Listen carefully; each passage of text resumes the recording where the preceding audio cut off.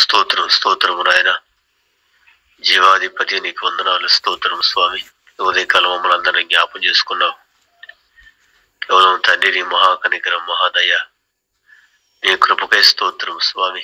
ఏ పాటి వారం నాయన, అనుదినము అనుక్షణము ఎడవక వెడబాయిక మమ్మల్ని చూసుకుంటున్న తండ్రి నీకు స్తోత్రమయ్యా. ఈ ఉదయకాలం ప్రభు దాసులను జ్ఞాపం చేసుకున్నయ్యా. నువ్వు దయ చూపుతున్నావు. దినదినం ప్రభువాను నీ కృపతో బలపరుస్తున్నావు. కృప ఎమ్మటి కృపనిస్తున్నావు తండ్రి. నీ కృప మహదేశ్వర్యంకి స్తోత్రాలు. అత్యధికమైన కృపకై నీకు స్తోత్రము స్వామి. అయ్యా, దినదినము ఖర్జూరపు చెట్టు వలె మోవ వేసినకు విపిస్తున్న దేవా నీకు స్తోత్రం చెల్లిస్తున్నాను. మీరే బలపరచండి, సహాయం చేయండి. కూడి వచ్చిన సేవకులను బట్టి ప్రభా, నీ పిల్లలను బట్టి సంఘాలను బట్టి నీకు స్తోత్రం చెల్లిస్తున్నాను. మేమందరం ప్రభా నీ వాక్య వాక్యాలను సిద్ధపడటానికి మాకు అందరికి సహాయం చేయండి. మరో రహస్యాలు విరిగిన వాడు ఎవరితో ఎలా ప్రభు ఎలా ఆదరించాలో, ఎలా బలపరచాలో, ఎలా హెచ్చరించాలో, స్వస్థపరచాలో కూడా మేమందరం ప్రభు నీకు భయపడి లోపడటానికి సహాయం చేయండి. ఒక భయపడే ఆత్మ, విధేయత ఆత్మ దేవ, జ్ఞానాత్మ ప్రభు నీ పిల్లల మీద సేవకుల మీద ఉంచండి. తన సాతర్పతి ఆలోచన జయించి వాడు దుర్గాలు పడగొట్టి తండ్రి ప్రతి ఆలోచన చెరపట్టి క్రీస్తుకు లోపరిచే కృప ఆలోచన జ్ఞానం ప్రతి ఒక్కరి మీద ఉంచండి. పరిచర్య మీద ఉంచండి స్వామి. నువ్వు కోరుకున్న అంగీకరించే జీవితాలు, అంగీకరించే సేవ మేము చేటుకు కృపదయచేయమని సహాయం చేయమని దాసులు అభిషేకించమని యేసు ప్రభు నామమున అడుగుతున్నాము తండ్రి. ఆమేన్. ఆమేన్. మంచిది. ప్రార్థించిన రాబర్టయ్య గారికి మన ప్రభు అయిన యేసుక్రీస్తు నామంలో వందనాలు చెల్లిస్తున్నాను. యేసయ్య కృప సమాధానములు మనందరికీ తోడయుండి నడిపించునుగాక. ఆమేన్. ఆమేన్. మంచిది. ఈ ఉదయకాలంలో దేవుడు మరలా మనలందరినీ కూడా కనికరపడిన ఆయన దయను బట్టి కృతజ్ఞతాస్తుతులు చెల్లిస్తున్నాను. ప్రభు కృప సమాధానాలు మనందరికీ తోడయుండి నడిపించునుగాక. ఆమేన్. మంచిది బిడ్డలారా, మనందరం కూడా 2వ పేతురు పుస్తకాన్ని మనం ధ్యానం చేస్తున్నాము. ఈ 2వ పేతురు పుస్తకంలో మనం 5వ వచనాన్ని 6, 7 వచనాలను మనం ధ్యానం చేసుకుంటూ ఉన్నాము. ప్రభు యొక్క ఆత్మ ఈ ఉదయకాలంలో కూడా మనందరికీ బోధించి నడిపించునుగాక. ఆమేన్. చూడండి నాన్న, ఆ వాక్యాన్ని నేను మరలా చదువుతాను. పరిశుద్ధుడైన దేవుని దగ్గర మనందరం కూడా నేర్చుకోవడానికి ప్రభు మనందరికీ సహాయం చేసి నడిపించునుగాక. ఆమేన్. చూడండి నాన్న, ఆ వాక్యాన్ని చదువుతున్నాను. 2వ పేతురు పుస్తకం 5వ వచనం నుండి 7 వరకు ఒకసారి చదువుకుందాం. నేను జ్ఞాపకం చేస్తాను. ఆ హేతువు చేతనే మీ మట్టుకు మీరు పూర్ణ జాగ్రత్త గలవారై మీ విశ్వాసమందు సద్గుణమును, సద్గుణమునందు జ్ఞానమును, జ్ఞానమునందు ఆశా నిగ్రహమును, ఆశా నిగ్రహమునందు సహనమును, సహనమునందు భక్తిని, భక్తి యందు సహోదర ప్రేమను, సహోదర ప్రేమ యందు దయను అమర్చుకొనుడి. దేవునికి మహిమ కలుగునుగాక. చూడండి, గత 4 సెక్షన్లుగా ఈ విశ్వాసమును గురించి మనందరం కూడా నేర్చుకుంటున్నాము. ఇక్కడ ప్రాముఖ్యమైనటువంటి విషయాలు ఏంటంటే, ఈ పేతురు 2వ పేతురు పత్రిక మొదటి నుంచి మనం చూసుకుంటూ వస్తే ఆ లైన్ అంతా కూడా ఆ పేతురు విశ్వాస జీవితంలో, భక్తి జీవితంలో మనకు కావలసినటువంటి అన్నిటినీ కూడా దేవుడే మనకు అనుగ్రహిస్తున్నాడు అని అపోస్తలుడైన పేతురు ద్వారా పరిశుద్ధాత్ముడు చెప్పడాన్ని మనం చూస్తున్నాం. ఇక్కడ ఈ గుణాలన్నీ ఎందుకు చెప్తున్నాడు అనంటే, ఇవి మనం కలిగి ఉన్నప్పుడే మనము శత్రువులను, అపవాదిని, దుర్బోధను, ఈ లోక సంబంధమైన యుక్తిని మనందరం కూడా జయించగలుగుతాం. గమనించారా? ముందల పరిశుద్ధమైన జీవితం మనకు తెలియకపోతే ఏ శత్రువును కూడా మనం జయించే బలము ఉండదు అనే సత్యాన్ని కూడా మనం గుర్తుపట్టాలి. మన భక్తిలో దైవ గుణాలు ఖచ్చితంగా మనం కలిగి ఉండాలి. లేకపోతే మనం ఎన్నడూ కూడా ప్రభుని కలుసుకోవటం అసంభవం. లేకపోతే వచ్చే పరిస్థితులను జయించేటువంటి బలము శక్తి మనలో ఉండదు. దయచేసి ఈ విషయాన్ని చాలా జాగ్రత్తగా అర్థం చేసుకోవాలి. అర్థం కాకపోతే నష్టపోయేది మనమే. ఈ లోకంలో అత్యధికంగా మన విశ్వాసాన్ని అడ్డగించేవి మనం ఆల్రెడీ చదువుకున్నాం. గమనించారా? మన విశ్వాసాన్ని తొలగించే విషయాలు అత్యధికంగా మనం గత లాస్ట్ సెక్షన్లో చదువుకున్నట్లుగా 1 తిమోతి పత్రికలో మనం చదువుకున్నాము. మళ్ళీ ఒకసారి ఆ మాటలు నేను జ్ఞాపకం చేస్తాను. 1 తిమోతి పత్రిక 6వ అధ్యాయం మనం గత కాలంలో చదువుకున్నాం కదా.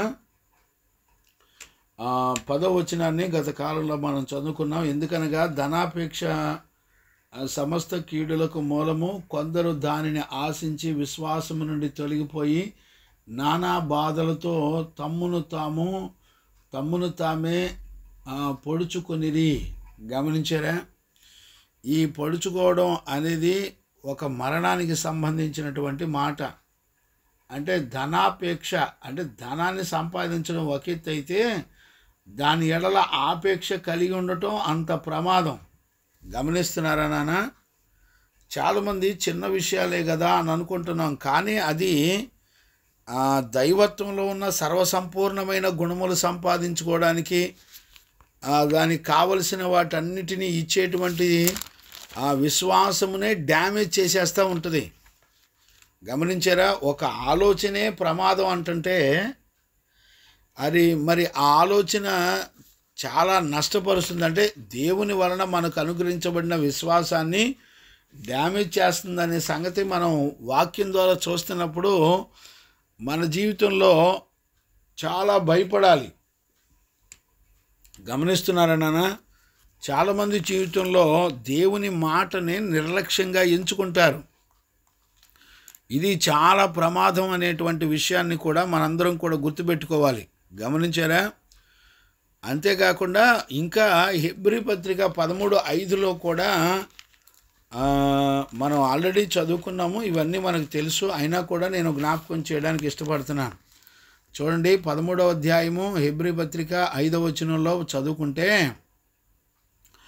ధనాపేక్ష లేని మనస్సు గలవారై మీకు కలిగిన వాటితో తృప్తి పొందియుండుడి.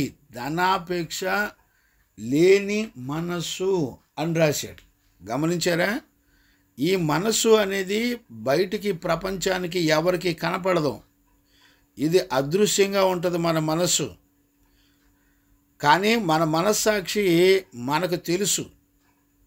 దేవుడు అలాంటి కృపను మనకు అనుగ్రహించాడు. మన మనస్సాక్షి మనం ఎరుగునట్లుగా దేవుడు తన కృపను అనుగ్రహించాడు. ఒకవేళ మన మనస్సాక్షి కనుక ఎరగకపోతే మనకేం జరుగుతుందో కూడా అర్థం కాదు. చూడండి, మనసు అనేది వాస్తవానికి అది మనసు మార్చుకోవడం అనేది దేవుని యొక్క రాజ్యానికి వారసులుగా చేస్తుంది. ఇక్కడ అవిశ్వాసం చూడండి, విశ్వాసాన్ని దెబ్బతీసేది ధనాపేక్ష. గమనించారా? ఈ ధనాపేక్ష సమస్తమైన కీడులు అని రాశాడు.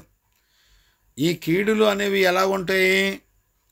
మనం చదువుకుంటే, కొందరు దానిని ఆపేక్షించి విశ్వాసం నుండి తొలగిపోయి నానా బాధలతో తామునే పొడుచుకొనిరి అని రాయబడింది. ఏమండి, ఎవడైనా తన్ను తాను పొడుచుకుంటారా? గమనించండి, అంటే సూసైడ్ అటెంప్ట్ అనమాట. తన్ను తానే ఈ రోజున భూమండలం మీద ఎక్కడ చూసినా ఉరి వేసుకొని చనిపోయే యవనస్తులు తల్లిదండ్రులు ఎంతమంది లేరు? గమనించారా? అంతేకాకుండా ఇక్కడ 13:5లో కూడా మనం చదువుకుంది అదే, ధనాపేక్ష లేని మనస్సు. అంటే మనస్సు అనేది పరలోకానికి సంబంధించింది. మనసు మార్చుకుంటే పరలోకమే. కానీ ఆ మనసు మారకుండా నిన్ను అడ్డగించేది ఏంటి అని అంటే ధనాపేక్ష. నిన్ను నువ్వే మరణానికి అప్పగించుకునేటట్టు చేసేది ధనాపేక్ష. గమనించారా? ఇదంతా ఎలాంటిదంటే బిలాము బోధ లాంటిది. బిలాము ఇశ్రాయేలు ప్రజలను శపించడానికి ప్రయత్నం చేసినప్పుడు దేవుడు తన నోట ఉంచి ఆశీర్వదించాడు. కానీ ఇశ్రాయేలు ప్రజలు నష్టపోవడానికి కారణం బిలాము దుర్బోధ. బిలాము ఎలా చేశాడంటే, ఇదిగో ఇశ్రాయేలు ప్రజల మీద దేవుని కోపం రగిలితే తప్ప వారిని ఎవ్వరూ కూడా టచ్ చేయలేరు అని చెప్పి మరి బిలాము దేవుని ప్రజల గురించి బాలాకుతో చెప్పాడు, ఇదిగో మీరు అన్యజనుల స్త్రీలను వాళ్ళ పాలెం మీదకి పంపించండి, వారు ఇశ్రాయేలు ప్రజలు వారిని మోహించి పాపం చేసినప్పుడు దేవుని కోపం వాళ్ళ మీద రగులుకుంటుంది, అప్పుడు దేవుడే వాళ్ళను మొత్తుతాడని బాలాకుకు దుర్బోధ చేశాడు. ఇప్పుడు దుర్బోధ అంటే ఇదే, ధనాపేక్ష కలిగినటువంటి బోధ. గుర్తుపట్టారా? నీ మనసు మారనీయకుండా అడ్డగించేది, నీ విశ్వాసం పని చేయకుండా అడ్డగించేది ధనాపేక్ష. నీ విశ్వాసం పని చేయకుండా అడ్డగించేది మనసు. నీ మనసే విశ్వాసానికి అడ్డుగా తగులుతుంది. గమనించారా? సాతాను ఎలాగ యుద్ధం చేస్తున్నాడో దయచేసి గుర్తుపట్టే వాళ్ళు ఎవరున్నారు? కనుక ఈ ఉదయకాలంలో ఒక దైవజనుడిగా మిమ్మల్ని నేను బ్రతిమలాడుకుంటున్నాను. ఇక్కడ అందుకని ఆయన చెప్పాడు, ఆయన ఏమన్నాడంటే, ధనాపేక్ష లేని మనసు గలవారై మీకు కలిగిన వాటితో తృప్తి పొంది ఉండడి, నిన్ను ఏమాత్రమును విడువడు నిన్ను ఎడబాయడు అని ఆయనే చెప్పిన కదా. అంటే నిన్ను విడువని ఎడబాయనని ఆయనే వాగ్దానం చేశాడు. ఇప్పుడు చూడండి, ధనాపేక్ష కలిగిన మనసుంటే దేవుడు ఇచ్చిన వాగ్దానం కూడా పనిచేయదు మన దగ్గర. ఆయన మనకు తోడు ఉండడు. గమనించారా? ఇప్పుడు గనక ధనాపేక్ష లేని మనసు కలిగి ఉండి దేవుని మీదే ఆధారపడాలి. గమనించారా? యేసేపుకు దర్శనం ఉంది, అన్నీ ఉన్నాయి, కానీ ఒంటరివాడైపోయాడు. కానీ యేసేపు ఎన్నడూ కూడా ప్రభా ఏంటి నన్ను ఇలా చేసావని అడగలా. శ్రమపడ్డాడు, నిందించబడ్డాడు, గెంటు వేయబడ్డాడు, అమ్మబడ్డాడు. గమనించారా? జైల్లో ఉన్నాడు, ఐగుప్తులో నానా రకాల హింసలు జరుగుతున్నప్పటికీ యేసేపుకు దేవుడు అనుగ్రహించిన దర్శనము శ్రేష్టమైంది. గమనించారా? ఆ దర్శనము అతనిని దేవుని విషయాల్లో, దేవుని సహాయం విషయంలో దేవుడు అతనికి తోడై ఉండేను గనక అని రాయబడింది. అతను జైల్లో ఉన్నా దేవుడు తోడై ఉన్నాడు. అతను ఎక్కడ ఉంటే అక్కడ దేవుడు తోడై ఉండి అతనిని యేసేపును నడిపించాడు దేవుడు. గమనించారా? ఆయన చేసిన వాగ్దానం మనలో పనిచేయాలంటే మన విశ్వాసాన్ని అడ్డగించేటువంటి ధనాపేక్ష లేని వాళ్ళమై ఉండాలి. నేను అడుగుతున్నాను ఒక దైవజనుడిగా, ధనాపేక్ష లేని మనసు నాకు కావాలని ఎంతమంది అడుగుంటారు ప్రార్థనలో? చెప్పండి. నీ విశ్వాసాన్ని అడ్డగించే దానిని జయించడానికి కావలసిన కృపను, మరి ధనాపేక్ష లేని జీవితం నాకు కావాలని బతిమలాడేవాళ్ళు ఎవరున్నారు? దేవుడు చేసిన వాగ్దానాలన్నీ కూడా నీలో పనిచేయకుండా అడ్డగించేదే ధనాపేక్ష. అది నీ మనసును మారకుండా మరి నిన్ను నువ్వే చంపుకొని చనిపోయేటువంటి ఒక శాపగ్రస్తమైన వాటిలో నడిపిస్తూ ఉంటుంది. బిడ్డలారా, ఎప్పుడూ కూడా మనకు కలిగిన వాటిని బట్టి మనం బ్రతుకుతున్నామనేది భ్రమ. బ్రతుకు అనేది నిత్య జీవానికి సంబంధించింది. గమనించారా? మనకి ఈ లోక సంబంధమైన ఆహారము, ఈ లోక సంబంధమైన వాటిని తినడం వలన మనం నిత్య జీవానికి నడిపించబడము అనేటువంటి సత్యాన్ని మనందరం కూడా గుర్తుపట్టాలి. అంటే ఇప్పుడు దేవుడు చెప్పేటువంటి మాట ఎలాంటిదంటే నిత్య జీవానికి సంబంధించినటువంటి మాట. గమనించారా? ఈ శరీరంలో బ్రతికొండంగా తినడం తాగటం అనేది దేవుని వలన మనకు అనుగ్రహించబడిందే. కానీ అది బ్రతికింపజేసే దమ్ము, అంటే నిత్య జీవం కొరకు మనల్ని సిద్ధపరిచేటువంటి దమ్ము మనం తినే ఆహార పదార్థాల వలన లేదు. గమనించారా? మరి ఎలాగుంటుంది అంటే కేవలం ఆయన వాక్యము ద్వారా మాత్రమే మనకు నిత్య జీవం. అందుకనే ప్రభు ఇచ్చినటువంటి వాగ్దానాలను కూడా దెబ్బతీసేదే ధనాపేక్ష. ఒక తండ్రిగా, దైవజనుడిగా మిమ్మల్ని బ్రతిమలాడుకుంటున్నా, ధనాపేక్ష లేని జీవితం నాకు కావాలయ్యా అని ఎవ్వరూ ప్రార్థన చేయరండి. ధనం ఎవరు వద్దంటారు చెప్పండి? ధనాన్ని పోగొట్టుకోవడానికి ఎవరు ఒప్పుకుంటారు చెప్పండి? గమనిస్తున్నారా? ఇది చిన్న లోపమే, కానీ నష్టాన్ని, చాలా భయంకరంగా నష్టాన్ని కలగజేస్తుంది. దేవుని రాజ్యానికి మనల్ని సిద్ధపరిచేటువంటి విశ్వాసం నుండి మనల్ని తొలగించేసేదే ఈ యొక్క అవిశ్వాసం. గమనించారా? అందుకనే మనము ఇక్కడే 2 తిమోతి పత్రికలో మనం గమనించినట్లయితే చూడండి నాన్న, 2 తిమోతి పత్రిక 2వ అధ్యాయంలో 16, 17, 18లో మనం చూడవచ్చు. నేను చదువుతున్నాను చూడండి. 16, 17, 18 వచనాలు నేను చదువుతాను చూడండి. దేవుని ఎదుట యోగ్యునిగాను సిగ్గుపడనక్కర్లేని పనివానుగాను సత్యవాక్యమును సరిగా ఉపదేశించువానుగాను నేను నీవే దేవునికి కనపరుచుకొనుటకు జాగ్రత్త పడము. అపవిత్రమైన ఒట్టి మాటలకు విముఖుడవై ఉండము. అట్టి మాటలాడు వారి మరి ఎక్కువగా భక్తిహీనులగుదురు.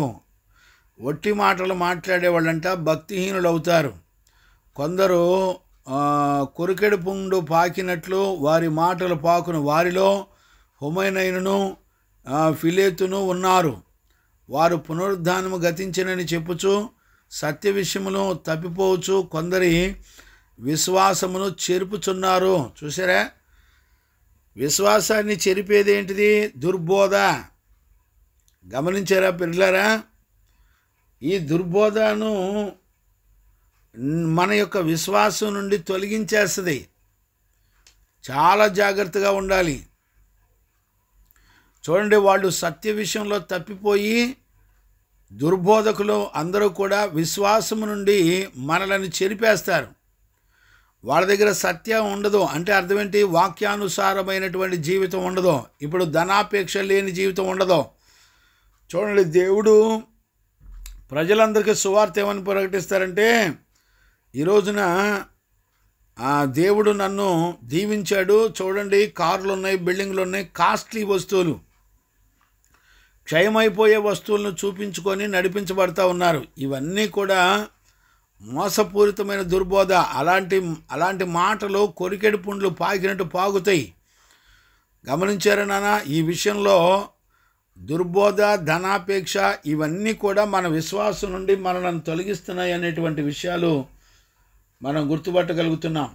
కాబట్టి యేసు ప్రభు కూడా మత్తయి సువార్త 24:11లో అనేక అబద్ధ ప్రవక్తలు వచ్చిరి అని రాశాడు. గమనించారా? అబద్ధ ప్రవక్తలు, అబద్ధ బోధకులు ఆల్రెడీ వచ్చారు అని ప్రభువే చెప్తున్నటువంటి విషయాన్ని మనందరం కూడా గుర్తుపట్టాలి. ఈ రోజుల్లో చాలామందికి అలాంటి వివేకం ఉండట్లేదు. అందుకని మన ప్రార్థనలో ఖచ్చితంగా మనం దుర్బోధల నుంచి విడిపించబడడానికి దేవుని పాదాలు పట్టుకోవాలి.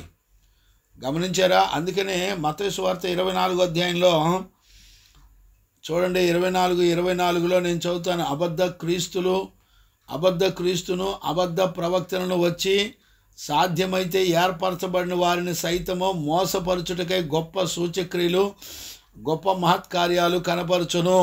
చూసారా? గొప్ప సూచక్రియలు, మహత్కార్యాలు కనపరుస్తారట. ఎవరిని? అవసరమైతే ఏర్పరచబడిన దేవుని పిల్లలను కూడా మోసం చేయడానికి. బిడలారా, అద్భుతాలు ఎన్నడూ కూడా మనలను పరలోక రాజ్యానికి తీసుకెళ్ళవు. అద్భుతాలు ఎప్పుడూ కూడా దేవుని యొద్దకు నడిపిస్తాయి, అంతవరకే. అంతకు మించి ఎక్కువగా పనిచేయవు.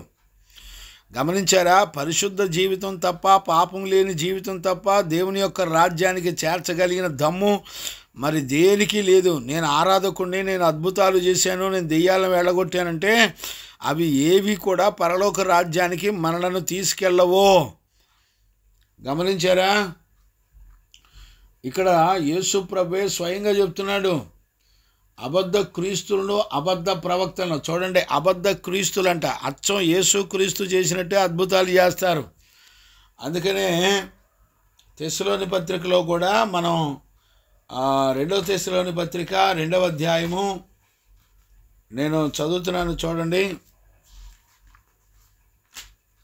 2వ తెస్సలోని పత్రిక 2వ అధ్యాయము 9వ వచనం నుంచి నేను చదువుతాను చూడండి. 2వ అధ్యాయం 9వ వచనం నుంచి, నశించుచున్నవారు తాము రక్షించబడుటకై సత్య విషయమైన ప్రేమను అవలంబింపకపోయిరు గనుక వారి రాక అబద్ధ విషయమైన సమస్త బలముతోనూ నానా విధములైన సూచక్రియలతోనూ మహత్కార్యములతోనూ దుర్నీతిని పుట్టించు సమస్త మోసముతోనూ నశించుచున్న వారిలో సాతాను కనపరచు బలమును అనుసరించియుండును. అందుచేత సత్యమును నమ్మక దుర్నీతి యందు అభిలాష గల వారందరూ శిక్షావిధి పొందుటకై అబద్ధమును నమ్మునట్లు మోసము చేయు శక్తిని దేవుడు వారికి పంపుచున్నాడు. గమనించారా నాన్న? ఈ ఉదయకాలంలో ఖచ్చితంగా మీరు గుర్తుపట్టాలి. నశించుచున్న వారు తాము రక్షింపబడుటకై సత్య విషయమైన ప్రేమను అవలంబింపకపోయిరు గనుక. చూడండి, సత్యములో ఏముంటుందంటే ప్రేమ అంటే ఒక పాపి కొరకు ప్రాణం పెట్టేటువంటి ప్రేమ గుణాలు ఉంటాయి సత్యములో, వాక్యములో. వాళ్ళంట సత్య విషయమైన అనుభవాన్ని ప్రారంభించలేదంట. కానీ వాళ్ళు చూడండి, నశించుచున్న వారు తాము రక్షించబడాలంటే సత్యాన్ని కొనసాగించాలి, సత్యమును ఆరంభించాలి, సత్యమును కొనసాగించాలి. ఏంటి సత్యము? ఆయన వాక్యము సత్యము, పరిశుద్ధాత్మ సత్యము, కృపావరాలు సత్యము, పరలోక సంబంధమైన ప్రతీది కూడా సత్యము, పరిశుద్ధాత్మ సత్యము, యేసుక్రీస్తు సత్యము. అందుకని యేసుక్రీస్తు ఈ లోకంలోకి వచ్చినప్పుడు ఆయన చెప్పేటువంటి మాట ఏంటంటే, నేను సత్యమును గురించి సాక్ష్యం ఇచ్చుటకు వచ్చి తిని అని రాయబడింది. గమనించారా? సత్యమును గురించి సాక్ష్యం ఇవ్వడానికి యేసుక్రీస్తు ఈ లోకంలోకి వచ్చాడు. దయచేసి అలాగా సత్యమును అవలంబించాలి రక్షించబడ్డానికి అని చెప్పి వాని రాక అబద్ధ విషయమైన సమస్త బలముతోనూ. చూడండి, అబద్ధం ఉంటుందంట. ఎందులో? దుర్బోధలో అబద్ధం ఉంటుంది. గమనించారా? ధనాపేక్షలో అబద్ధం ఉంటుంది. డబ్బులు కావాలి కదండి. మొదట ఆయన రాజ్యం, ఆయన నీతిని వెతికితే నీకు కావలసినవన్నీ ఆయనే ఇస్తాడు. ఆ మాటను పక్కన పెట్టి అబద్ధ విషయమైన బలముతోనూ నానా విధములైన సూచక్రియలు మహత్కార్యములతోనూ. అబద్ధం అంట అద్భుతాలు సూచక్రియలు చేసిద్దంట. చెవిగలవారు విందురుగాక. దయచేసి ఉదయకాలంలో చెవిగలవారు జాగ్రత్తగా విని అర్థం చేసుకోండి. అబద్ధపు ఆత్మ దుర్బోధ అద్భుతాలు సూచక్రియలు చేస్తుంది. అందుకని అబద్ధ క్రీస్తులు, అబద్ధ ప్రవక్తలు అద్భుతాలు సూచక్రియలు చేసి అవసరమైతే ఏర్పరచబడిన వాళ్ళని కూడా మోసం చేస్తున్నారు అని చెప్పి దేవుడు చెప్తున్నాడు. బిడ్డలారా, ఒక దైవజనుడు నీకు సువార్త చెబితే నీకు పాపం, నీ రక్త మాంసాల్లో పాపం చచ్చిపోవాలా. ఇదే ఒరిజినల్ దైవజనుడు. గుర్తుపెట్టుకోండి. నీ బ్రతుకు మారాలా. నీ బ్రతుకును మార్చేదే పరిశుద్ధమైన విశ్వాసం. గమనించారా? నువ్వు ఎన్నిసార్లు వాక్యం విన్నా బ్రతుకు మారకపోయినా అద్భుతాలు జరుగుతున్నాయి అంటే నువ్వు ఖచ్చితంగా మోసపోతున్నావు అని అర్థం. నువ్వు అడిగినవన్నీ సాతాను నీకు మేలులే చేస్తుంది. నువ్వు పాపంలో ఉన్నా, నువ్వు నీ ఇష్టం వచ్చిన బ్రతుకుతున్నా, దేవుని యొక్క వాక్యాన్ని నిర్లక్ష్యపరుచుకున్నా, నీ అనుకూలమైన భక్తి నువ్వు ఎంత చేసినా దాని విషయంలో సాతాను నిన్ను ఖచ్చితంగా భ్రమపరుస్తూనే ఉంటాడు. గమనించారా? అబద్ధ విషయాల ద్వారా సాతాను ఎన్నో అద్భుతాలు సూచక్రియలు మహత్కార్యాలు చేస్తాడు అని పరిశుద్ధ లేఖనం చెప్తుంది. అందుకనే నానా విధములైన సూచక్రియలతోనూ మహత్కార్యములతోనూ దుర్నీతిని పుట్టించు సమస్త మోసముతోనూ.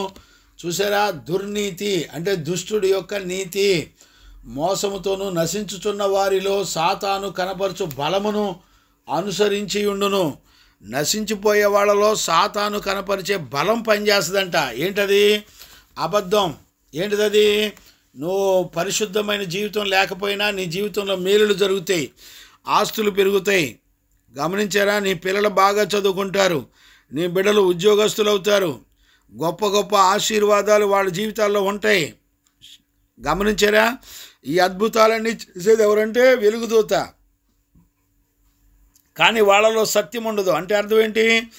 వాక్యానుసారమైనటువంటి జీవితం ఉండదు. గమనించారా? ఇప్పుడు వాక్యానుసారమైన జీవితం ఒకటే మరణం నుండి తప్పించి పరలోకానికి తీసుకెళ్ళగలుగుతుంది. ఈ రోజున వాక్యానుసారమైన జీవితం లేకపోయినా నీ పిల్లలకు ఉద్యోగం, నీకు ఇల్లు, నీకు వాకిళ్ళు, ఆస్తులు, పొలాలు అన్నీ ఉంటాయి. బిడ్డలారా జాగ్రత్త. మోసపరుచు ఆత్మ మరి నానా విధములైన సూచక్రియలు చేస్తూ దుర్నీతిని పుట్టించు సమస్త మోసముతోనూ నశించుతున్న వారిలో సాతాను కనపరచు బలమును అనుసరించి ఉండును. అందుచేత సత్యమును నమ్మక దుర్నీతిని, సత్యం అంటే ఏంటి? వాక్యము. గమనించారా? సత్య సంబంధమైన వాటిని నమ్మకుండా దుర్నీతిని పుట్టించు. గమనించారా? ఆ దుర్నీతి యందు అభిలాష కలిగిన వారందరూ శిక్షావిధి పొందుటకై అబద్ధమును నమ్మునట్లు మోసము చేయు ఆత్మకు, మోసము చేయు శక్తికి దేవుడు వారిని అప్పగించుచున్నాడు. అంటే చూడండి, దేవుడు విడిచిపెట్టిన వాళ్ళు ఖచ్చితంగా ఇలాంటి ఆ బ్రతుకులు బ్రతుకుతూ ఉంటారు. మీరు అనుకుంటారు శరీర సంబంధమైన ఆశీర్వాదాలు అన్నీ ఉన్నాయి, మనం క్షేమంగా ఉన్నాం కాబట్టి మనం భక్తి పరులం, దేవుడు ఖచ్చితంగా మనకు పరలోకం ఇస్తాడని భ్రమపడుతున్నారు. దయచేసి దేవుని యొక్క వాక్యాన్ని వింటున్న దేవుని పిల్లారా ఖచ్చితంగా గుర్తుపట్టండి. గమనించారా? కాబట్టి విశ్వాస విషయాల్లో చాలా జాగ్రత్తగా ఉండాలని ఒక తండ్రిగా, దైవజనుడిగా మిమ్మల్ని అందరినీ కూడా బ్రతిమలాడుకుంటున్నాను. అందుకని 2 తిమోతి పుస్తకం 4:7 నేను విశ్వాసమును కాపాడుకుంటుని అని చెప్పి అపోస్తలుడైన పౌలు చెప్పడాన్ని మనం చూస్తున్నాం. గమనించారా? విశ్వాసం మంచి పోరాటమును పోరాడిన నా పరుగును తొదముట్టించి విశ్వాసమును నేను కాపాడుకుంటుని అని చెప్పడాన్ని మనం చూడగలుగుతున్నాం. గమనించారా నాన్న? విశ్వాసాన్ని కాపాడుకోవాలంట. కాపాడుకున్నాడు అని అపోస్తలుడైన పౌలు చెప్పడాన్ని మనం చూస్తున్నాం. దేవునికి మహిమ కలుగునుగాక. Praise the Lord. అందుకనే చూడండి నాన్న, విశ్వాసాన్ని కాపాడుకున్నాను అంటాడు. చూడండి 2వ ప్రకటన పుస్తకంలో 2వ అధ్యాయం, ప్రకటన పుస్తకం 2వ అధ్యాయంలో 25 అనుకుంటాను. చూడండి నాన్న, ప్రకటన పుస్తకం 2వ అధ్యాయము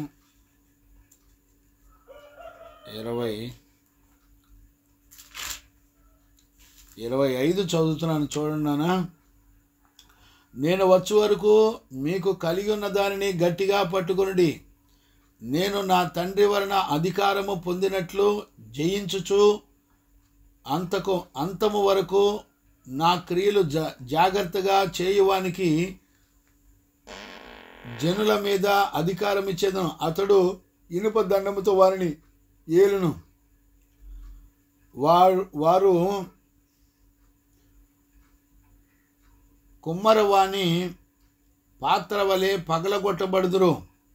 మరియు వానికి వేకువ చుక్క ఇచ్చేదను. సంఘములతో ఆత్మ చెప్పుచున్న మాట చెవిగలవాడు వినుగాక. మళ్ళా చదువుతున్నాను చూడండి. నేను వచ్చే వరకు మీకు కలిగి ఉన్న దానిని గట్టిగా పట్టుకుని నేను నా తండ్రి వలన అధికారం పొందినట్లు జయించుచు అంతము వరకు నా క్రియలు జాగ్రత్తగా చేయవానికి. చూడండి, నా క్రియలు జాగ్రత్తగా చేయవానికి అన్న దగ్గర పుట్నోట్లో ఆ గైకొను వారికి, గమనించారా? గైకొను వారికి జనము మీద అధికారం ఇచ్చేదను. దేవునికి మహిమ కలుగునుగాక. Praise the Lord. అందుకనే ఇక్కడ మనం చూస్తున్నప్పుడు తండ్రి వలన అధికారం పొంది, ఇప్పుడు ఈ వాక్యం మనకి ఒక అధికారాన్ని ఇస్తుంది. ఈ అధికారం మనం ఈ లోకంలో మన విశ్వాసాన్ని దెబ్బతీస్తున్న ప్రతి వాటిని జయించేటువంటి బలాన్ని మనకిస్తూ ఉంటుంది. గమనించారా? అందుకనే బిడ్డలారా, మనం విశ్వాసాన్ని కాపాడుకోవాలి. దేవుడు ఒక అధికారాన్ని ఇచ్చాడు పౌలుకి. విశ్వాసాన్ని కాపాడుకునే ఒక అధికారాన్ని దేవుడు పౌలుకి ఇచ్చాడు. గమనించారా? అదే శ్రేష్టమైనది. దేవునికి మహిమ కలుగునుగాక. Praise the Lord. అందుకనే విశ్వాసాన్ని కాపాడుకున్నాను అని అంటాడు. కనుక ఈ ఉదయకాలంలో మన విశ్వాస విషయాల్లో, విశ్వాసం నుండి తొలగిపోయేటువంటి విషయాల్లో మనం చాలా జాగ్రత్తగా ఉండాలి. దేవునికి మహిమ కలుగునుగాక. చూడండి నాన్న, ఈరోజు మనం మరొక అంశాన్ని కూడా ధ్యానం చేసుకుందాము. ఆ రెండవ పేతురు పుస్తకంలోనే మనం మూలవాక్యాన్ని చదువుకుందాం. చూడండి నాన్న, మూలవాక్యాన్ని చదువుకుందాం. ఆ మాట మళ్ళీ ఒకసారి నేను చదువుతాను, చూడండి. ఆ హేతు చేత మీ మట్టుకు మీరు జాగ్రత్త గలవారై మీ విశ్వాసమునందు సద్గుణమునందును జ్ఞానమును అని రాయబడింది. ఇప్పుడు చూడండి, సద్గుణము అనేటువంటి మాటని వాస్తవానికి మనం ఎలా అర్థం చేసుకోవాలి? ఈ మాట యొక్క భావం నానా రకాలుగా ఉన్నట్టుగా మరుగ్గా ఉంటుంది, కానీ అది బయటికి ఒక్క పదం లాగానే కనపడతా ఉంటుంది. కానీ ఆ సద్గుణము అనేటువంటి మాట తెలుగు భాషలో పెద్దగా దాని భావం పెద్దగా గుర్తుపట్టలేనటువంటి పరిస్థితి. కానీ ఇతర భాషల్లో నానా రకాలుగా ఈ మాటకు అర్థాలు రాయబడి ఉన్నాయి. కనుక సద్గుణము అనేది విశ్వాసం లేకుండా సద్గుణం రాదు. ఒక విశ్వాసం మాత్రమే మనిషి యొక్క జీవితంలో సద్గుణాలు ఉన్నాయని గుర్తించడానికి అవకాశం ఉంటుంది. ఇప్పుడు చూడండి, సద్గుణము అంటే ఈ గుణము మనకు సంబంధించింది కాదు. ఇది కేవలం దేవుడు మనకు అనుగ్రహించిన దైవ భక్తి ద్వారా, అంటే భక్తి అనేది దేవుని గురించి, దేవుని మాటలను గురించి, ఆజ్ఞలను గురించి భయభక్తులు కలిగి ఉండి దేవుణ్ణి మాత్రమే సంతోషపెట్టేటువంటి జీవితం కలిగి ఉండటమే భక్తి అనేటువంటి విషయాన్ని కూడా మనం గుర్తుపట్టచ్చు. దేవునికి మహిమ కలుగునుగాక. ఇప్పుడు చూడండి, ఈ సద్గుణం అనేది ఎలాగుంటుందంటే, నేను ఎలా చెప్పాలో నాకు అర్థం కావట్లేదు, కానీ ఒక విషయాన్ని మనం గమనించవచ్చు. ఈ సద్గుణం అనేది ఎలాగుంటుందంటే మన గుణాలు కాదు, కానీ దేవుని గుణాలు. దేవుని గుణాలు ఇప్పుడు మన జీవితం ఉందండి. మనం పుట్టిన దగ్గర నుంచి అబద్ధం ఆడుతూనే ఉంటాం, అబద్ధాన్ని నమ్ముకొని బ్రతుకుతూనే ఉంటాం. కానీ దేవుడు అబద్ధమాడని దేవుడు. ఈ రోజున మన జీవితంలో కూడా అబద్ధమాడని జీవితం వచ్చిందంటే, ఈ అబద్ధమాడని జీవితం ఎవరిది అంటే దేవునిది, మనుషులది కాదు. గమనించారా? అంటే దాన్ని ఎలా అర్థం చేసుకోవాలి? ఇప్పుడు దేవుడు నీతిమంతుడు, దేవుడు పరిశుద్ధుడు, దేవుడు కనికరము కలిగిన వాడు. గమనించారా? ఇవన్నీ కూడా దేవుడు అబద్ధమాడని వాడు. అంటే ఇవన్నీ కూడా ఆయన గుణ లక్షణాలు. గమనించారా? అంటే ఇప్పుడు ఆ సద్గుణము అంటే, సద్గుణము అని విడదీస్తే సద్గుణ ప్లస్ ము. సద్గుణము అనంటే మంచి గుణము, లేకపోతే మంచివాడు, లేకపోతే ఉత్తముడు, లేకపోతే మోరల్ ఎక్స్పీరియన్స్, మోరల్ ఎక్సలెంట్, లేకపోతే వర్చువల్. అంటే ఇంగ్లీష్ పదాలు కూడా అలాంటి పదాలు వాడారండి బైబిల్లో. గమనించారా? మన తెలుగు పదానికి ఆ పదాన్ని సరిగ్గా ఉపయోగించినట్టుగా కూడా నాకు అర్థం కావట్లేదు.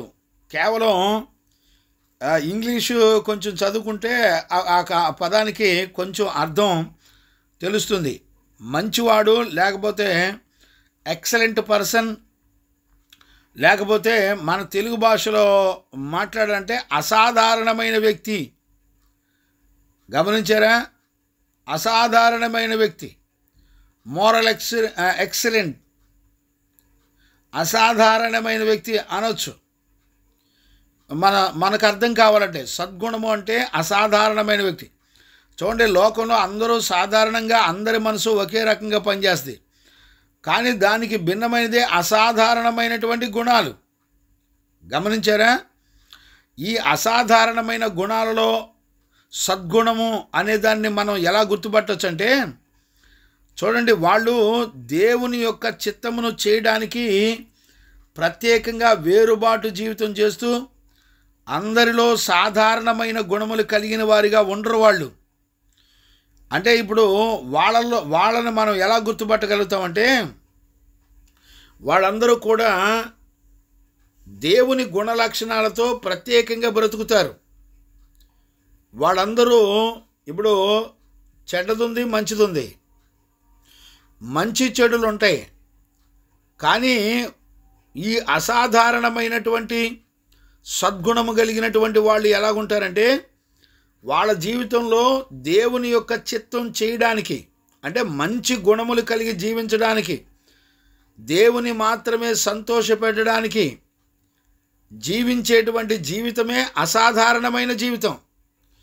ఎప్పుడు కూడా లోకానికి భిన్నంగా ఉంటుంది దైవ గుణములు. ఇప్పుడు చూడండి, దైవ గుణములేమో ఎంత ఘోర పాపినైనా క్షమించమంటది. కానీ ఈ లోక గుణములు ఏమంటాయి?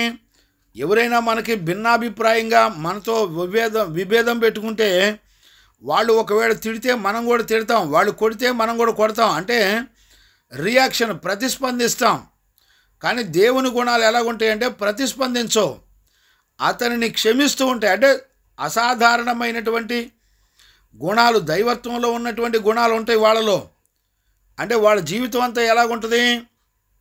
వాళ్ళ జీవితం అంతా కూడా ఈ సద్గుణము కలిగినటువంటి వాళ్ళు ఈ భూమండలం మీద దేవుణ్ణి మాత్రమే సంతోషపెట్టి, దేవుని చిత్తాన్ని మాత్రమే చేసి, ఆయన దృష్టికి ఒక మంచి సద్గుణము కలిగిన, అంటే ఇప్పుడు చూడండి,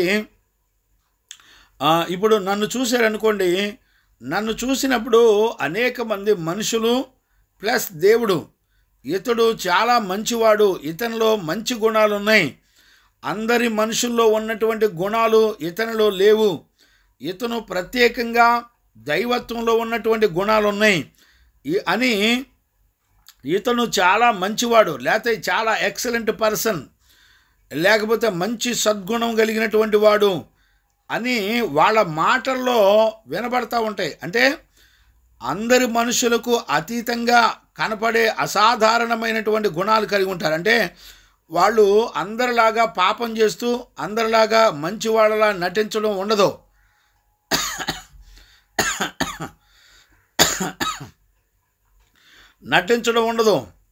అంటే వాళ్ళు జీవితంలో ఎన్ని పోరాటాలు కలిగినా, ఎన్ని నష్టాలు కలిగినా, వాళ్ళు దేవుని గుణములు కలిగి ఉండి, వాళ్ళు పాపము లేని ఒక మంచి జీవితం, పరిశుద్ధమైన జీవితం చేసేవాళ్ళే సద్గుణము కలిగిన వాళ్ళు అనేటువంటి సంగతి మనందరం కూడా గుర్తుపట్టాలి. ఇప్పుడు చూడండి, యేసుక్రీస్తు రక్తమాంసాలు ధరించుకొని ఈ భూమండలం మీదకి వచ్చాడు.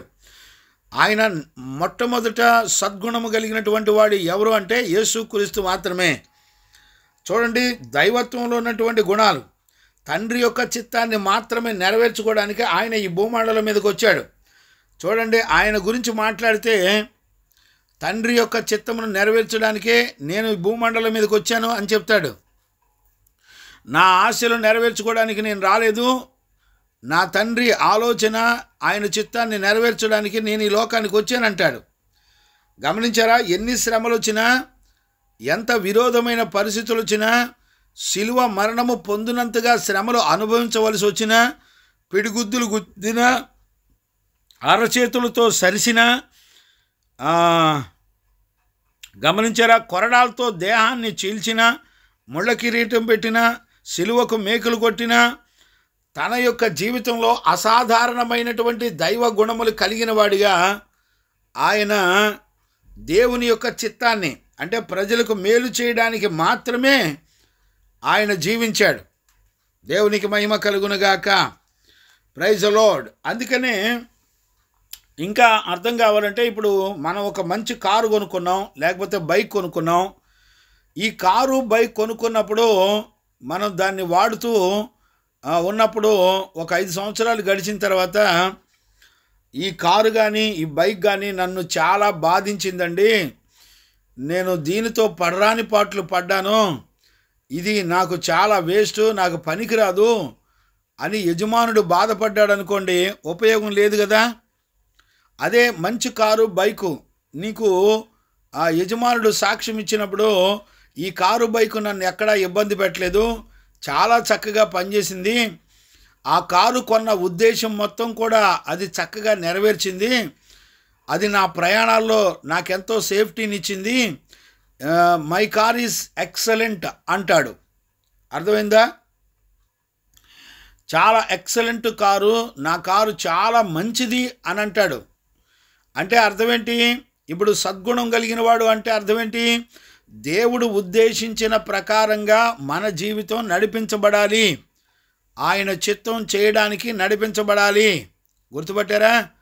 అలాగున ఆయన చిత్తం చేయడానికి దేవుడు మనకు ఆయన గుణాలు ఇచ్చాడు. ఆయన గుణాల మీద ఆధారపడి ఆయన కొరకు జీవించి ఆయన కోరుకున్న ఆలోచనలో మనం ఈ భూమండలం మీద ఏ జీవితం చేయాలని కోరుకున్నాడో ఆ జీవితం చేయడమే సద్గుణము, ఎక్సలెంట్ అంటారు. అర్థమవుతుందని నేను అనుకుంటున్నాను. పోనీ మీకు ఇంకా అర్థం కావాలంటే ఇప్పుడు చూడండి, ఇప్పుడు కార్పొరేట్ ఉద్యోగాలు ఉన్నాయి కదా, కార్పొరేట్ ఉద్యోగాల్లో చాలామంది ఏం కోరుకుంటారు తెలిసిన? ఎక్సలెంట్ పర్సన్ కావాలి, ఈ ఉద్యోగానికి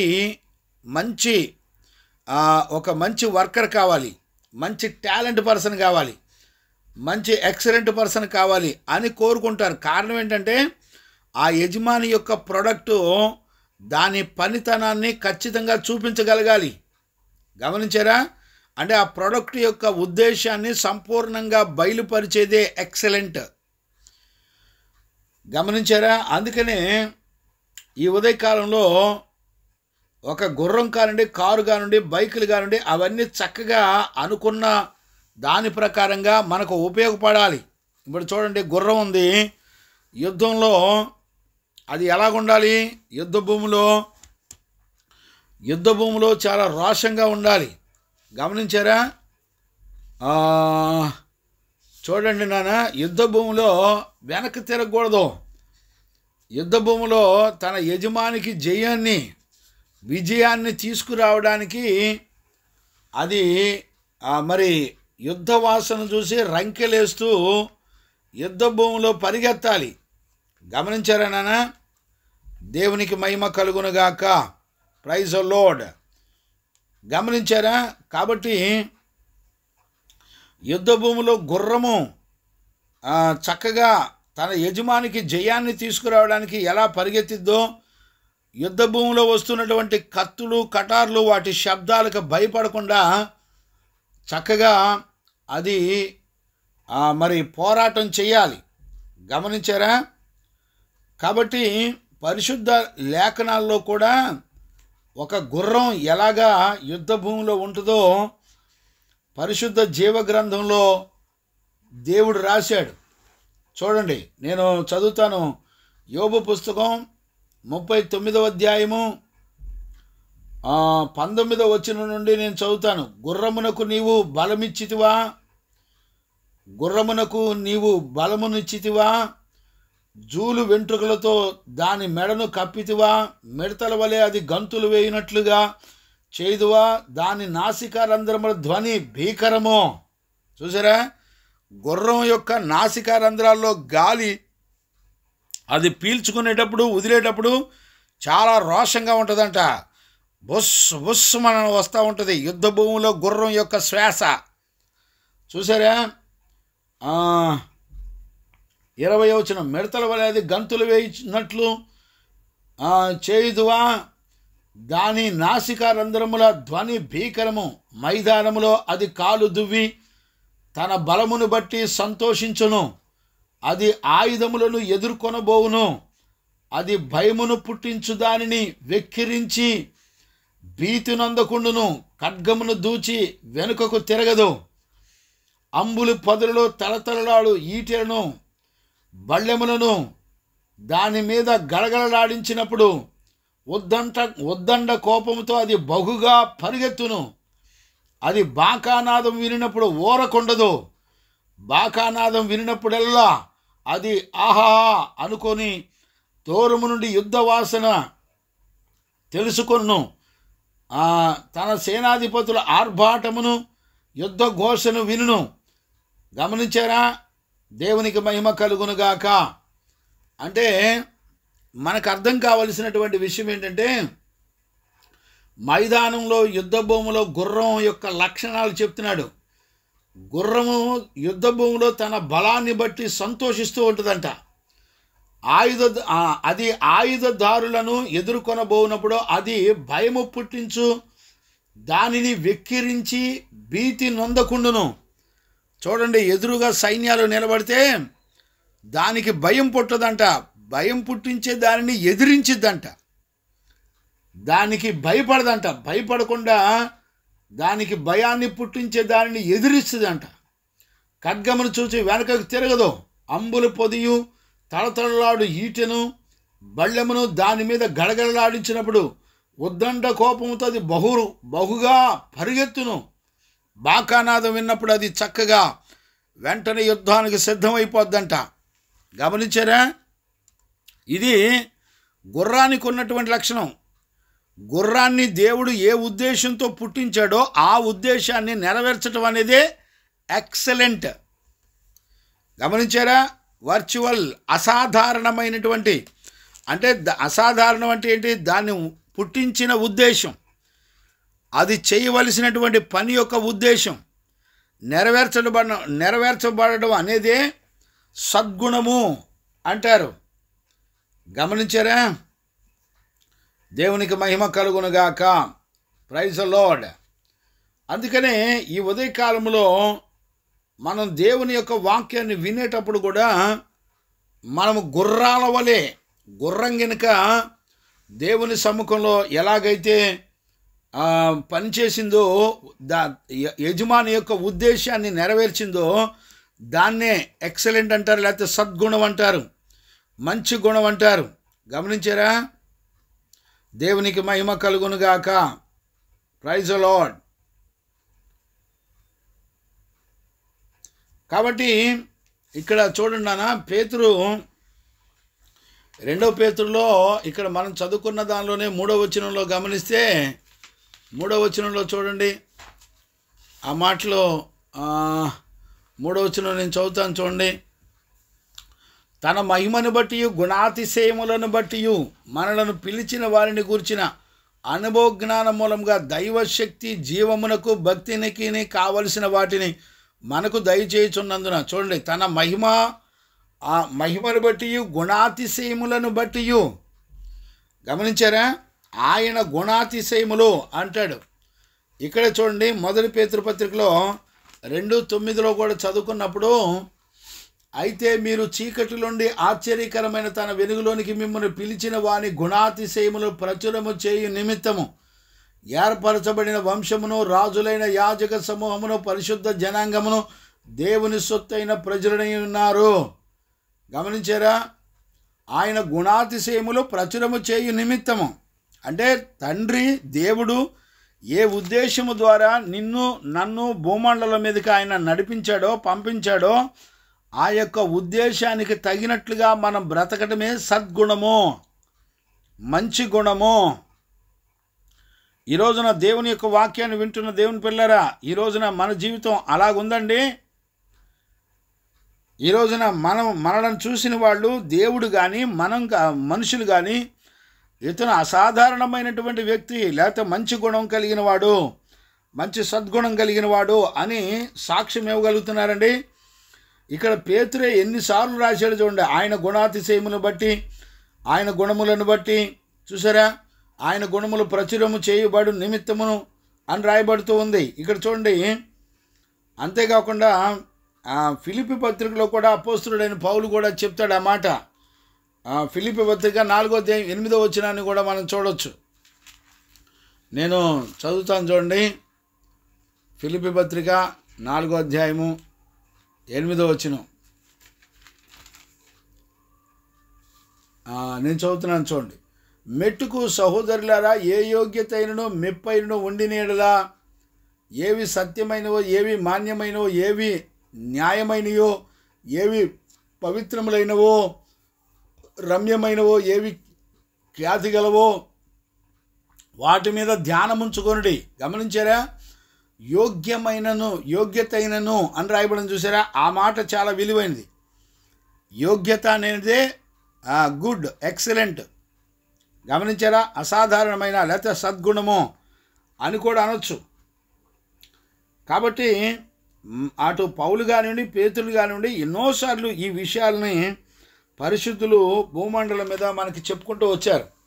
ఇప్పుడు ఒక సద్గుణం కలిగినటువంటి వ్యక్తిని మనం ఎవరిలో చూడొచ్చు అనంటే, నేను ఊరికే ఒక మనిషిని జ్ఞాపకం చేస్తాను. చూడండి, మనకు అందరికీ తెలిసిన వ్యక్తే దానియేలును మనం చూడొచ్చు.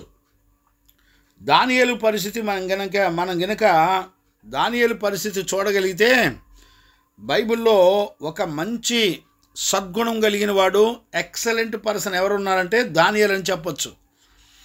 చూడండి, దానియేలు బాల్యదినం నుంచే మరి చూడండి నాన్న, దానియేలు చిన్నప్పటి నుంచే మనం గుర్తు తెచ్చుకుంటే, యెరూషలేము ఆ బబులోను రాజుల చేత భయంకరంగా యుద్ధాలు చేయబడి అనేక మంది మరణించారు. మరణాలలో ఉన్నప్పుడు దానియేలు బాల్యదినంలోనే బానిసగా బబులోను దేశానికి అమ్మబడ్డాడు. చూడండి, బాల్యదినంలోనే ఆ యుద్ధాలు మరణాలు కనులారా చూశాడు. తన స్వజనులంతా కూడా శత్రువుల యొక్క చేతుల్లో మరణాల పాలై వీళ్ళందరూ కూడా శత్రువు చేతిలో బానిసగా నడిపించబడ్డాడు. చూడండి, చిన్నప్పటి నుంచే ఎన్ని శ్రమల్లో ప్రయాణం చేశాడు దానియేలు. గమనించారా?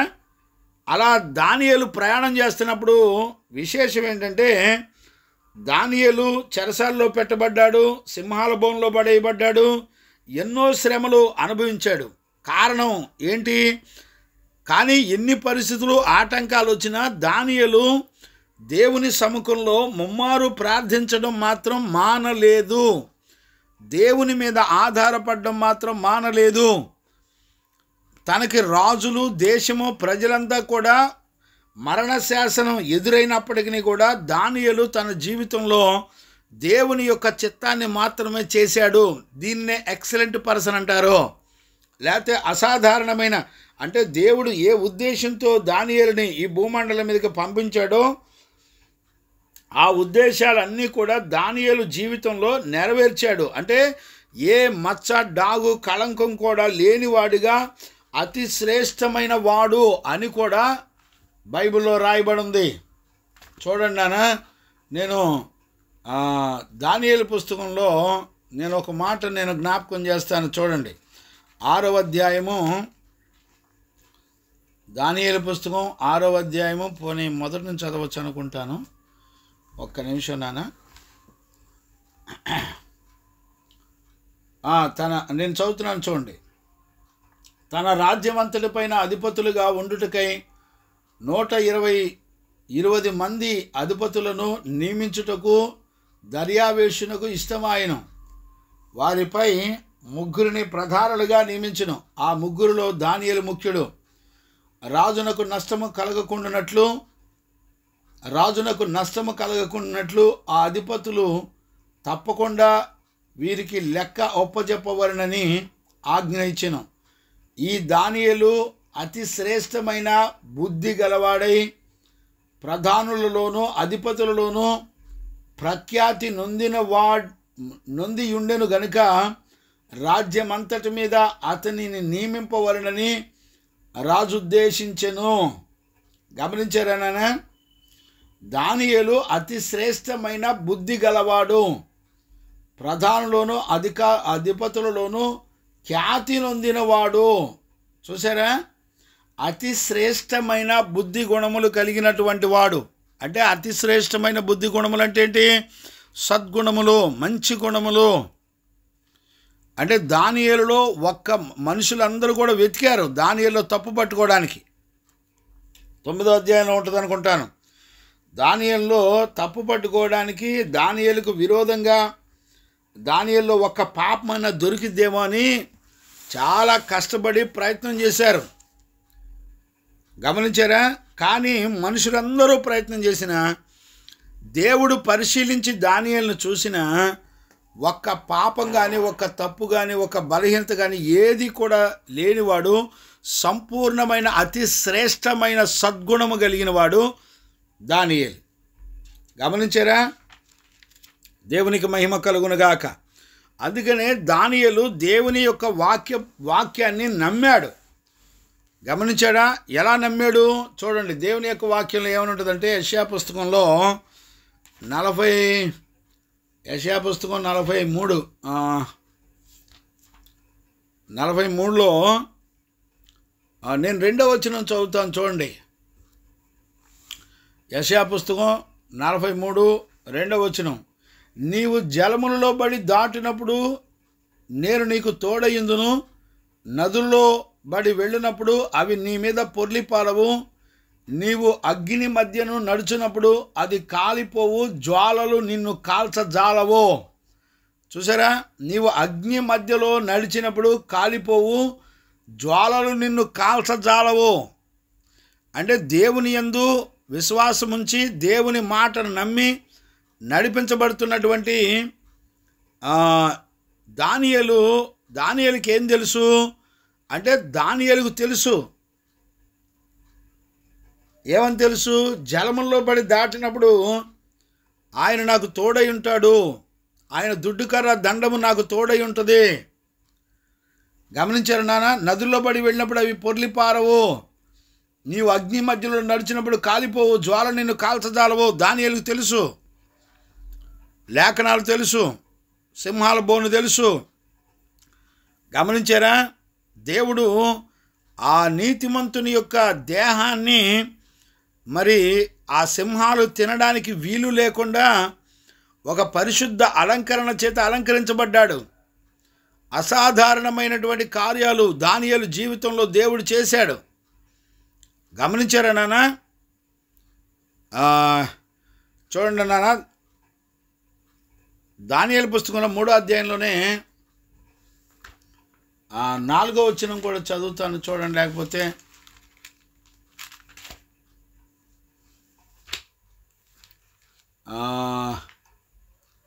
దేవునికి మహిమ కలుగునుగాక. Praise the Lord. 3వ అధ్యాయంలో రాజు నెబుకద్నెజరు బంగారు ప్రతిమ ఒకటి చేయించి, మొదటి వచనం నుంచి చదువుతున్నాను. బబులోను దేశంలోని దురాయను మైదానములో దానిని నిలబెట్టించెను. అది 6 మూరల ఎత్తును 6 మూరల వెడల్పును ఉండెను. చూడండి, 4వ వచనం చదువుతున్నాను. ఇట్లుండగా ఒక దూత చాటించినది ఏమనగా, జనులారా, దేశస్థులారా, ఆయా భాషలు మాట్లాడేవారిలారా, మీకు ఆజ్ఞాపించుచున్నాను ఏమనగా, బాకా, పిల్లన గురవి, పెద్ద వీణ, సింఫోనీ వీణ, విపంచిక సకల విధములకు వాయిద్యములు మీకు వినబడినప్పుడు రాజుకు నెబుకద్నెజరు నిలబెట్టించిన బంగారు ప్రతిమ ఎదుట సాగిలపడి నమస్కరించుడి. సాగిలపడి నమస్కరింపని వాడెవడో వాడు మండుచున్న అగ్నిగుండములో తక్షణమే వేయబడును.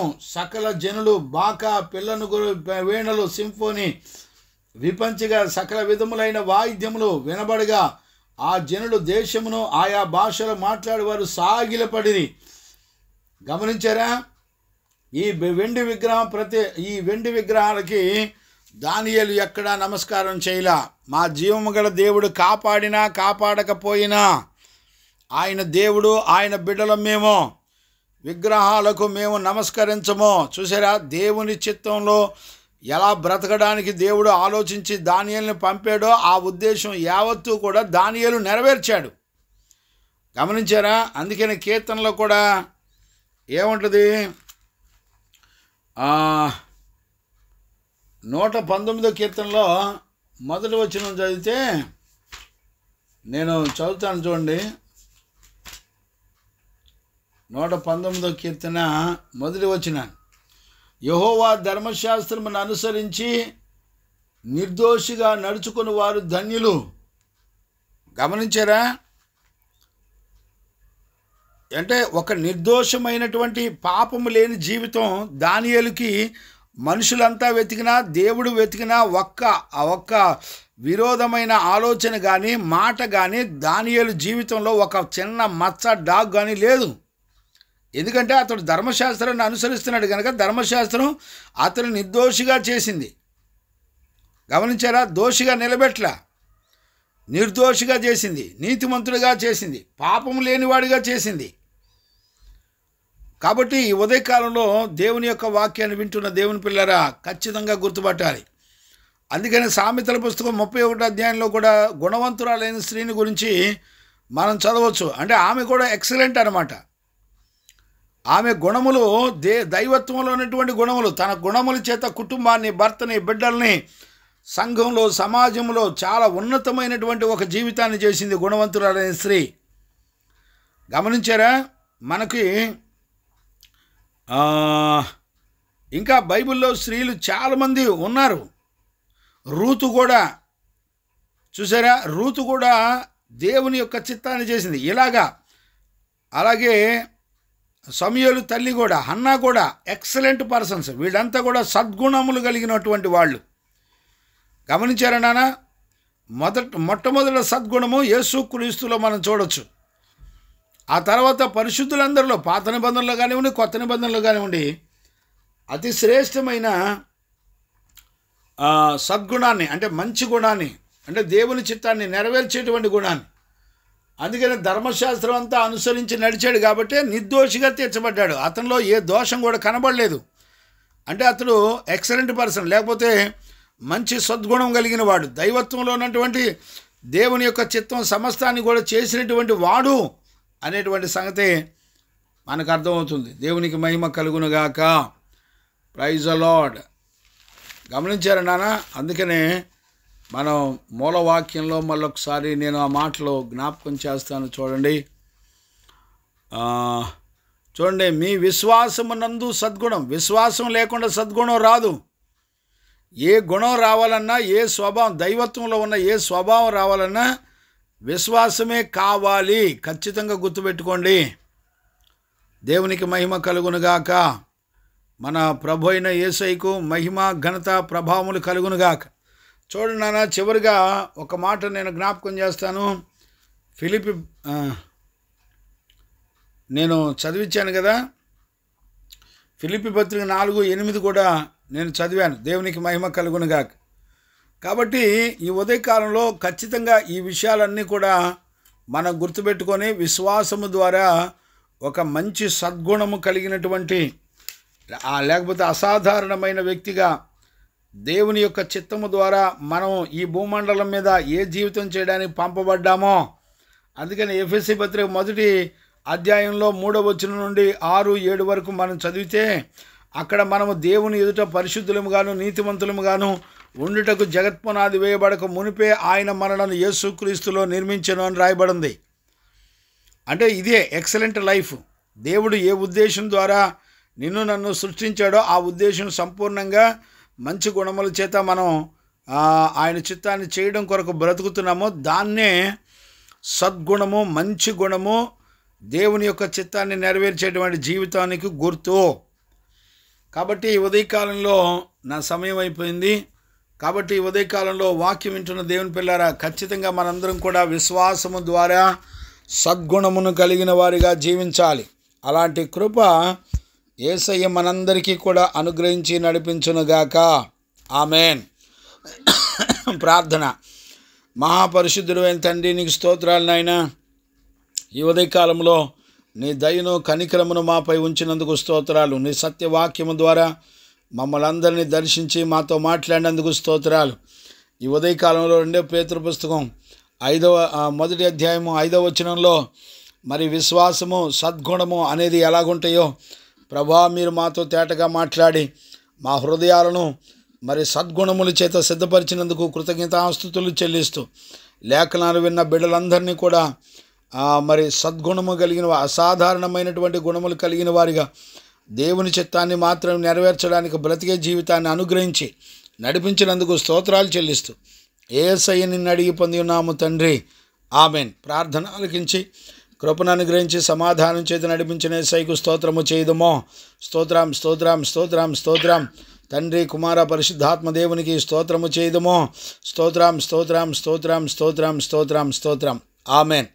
మన తండ్రి అయిన దేవుని నుండి, మన ప్రభు అయిన యేసుక్రీస్తు నుండి, పరిశుద్ధాత్మని యొక్క అన్యోన్య సహవాసము, సన్నిధి, సమాధానం విశ్వసించిన బిడ్డలకును సకల పరిశుద్ధులకును యేసయ్య కృప, సమాధానం మనందరికీ తోడయుండి నడిపించునుగాక.